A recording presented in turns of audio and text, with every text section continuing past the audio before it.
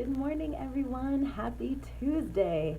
I wanted to talk a little bit today about how doubt affects our decision making processes and how to flip doubt as a negative factor into a positive factor. Um, and I believe that doubt plays its biggest role when you are in the middle of trying to make a decision of some kind, whether it's to launch something or to, like, let's say you've already taken the first steps of a process and now you need to figure out what the next three steps are. Doubt kind of comes in and says, well, if you go this way, this could happen, or if you go that way, that could happen. And as we're in the middle of those decision making processes, I don't think that we're very cognizant of what that doubt is what is stopping us, right? Maybe we can look back later and say, man, I probably would have gone in this direction, but I was so doubtful of like what would happen, right? But when we're in the midst of it, we can't really see that like doubt is playing its big part. And so if you've experienced this, doubt likes to stall you. It likes to keep you in your safe zone. It likes to really bring out like the worst possible outcome so that you just kind of like stay where you are, or you don't necessarily reach as far for your big ass dreams as you could.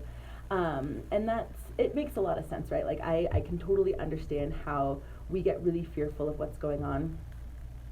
And the reason that we get so fearful of what's going on is because we don't know exactly what will happen from the choice that we make, right?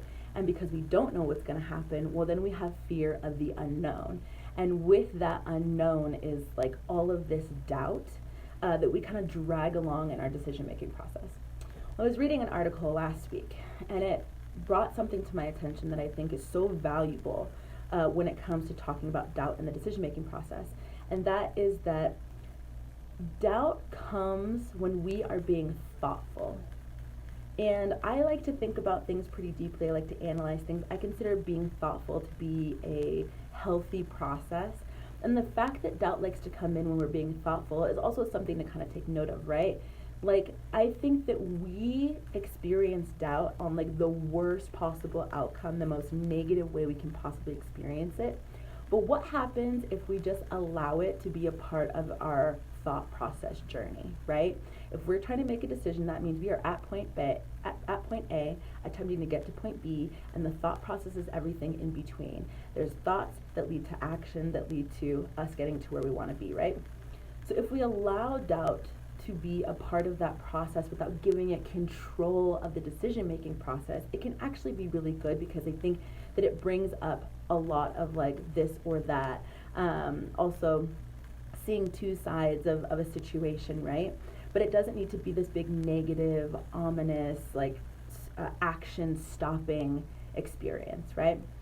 So I came up with 3 questions that I think you could very easily incorporate into your decision-making process, that when you start to think like, oh, like bad thoughts or the worst possible outcomes, that you can stop yourself and say, okay, doubt's coming up right now.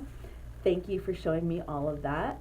And these 3 questions can help you move through that and past it. So 3 questions I came up with are: is this doubt actually my fear of failure, of a failed outcome?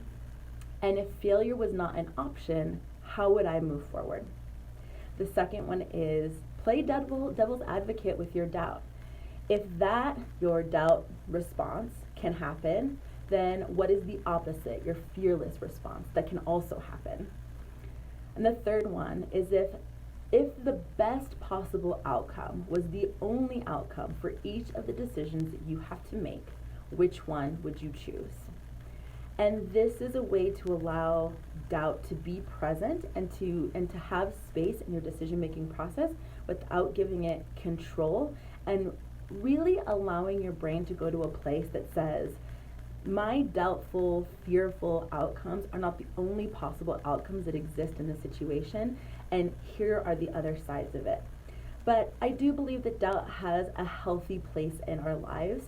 It's more about recognizing that it's trying to keep us safe, and as much as we appreciate that, we are okay taking risks. We can do hard things. We can survive hard decisions. And y'all, I know that you all have made decisions and have them been failures. and you're totally fine, and your businesses are great, right? So making sure that we are continuing to act, making sure that we are pushing through the fear of our failed outcomes, and realizing that there are other outcomes or possibilities, and doubt doesn't need to control those for you. So hopefully that makes sense, and hopefully that's helpful. I love this idea of like allowing doubt to still be present while not having it with control, and hopefully those 3 questions you can ask yourself during the decision making process will help you too. So I hope you have a great rest of your day, and I will see you later.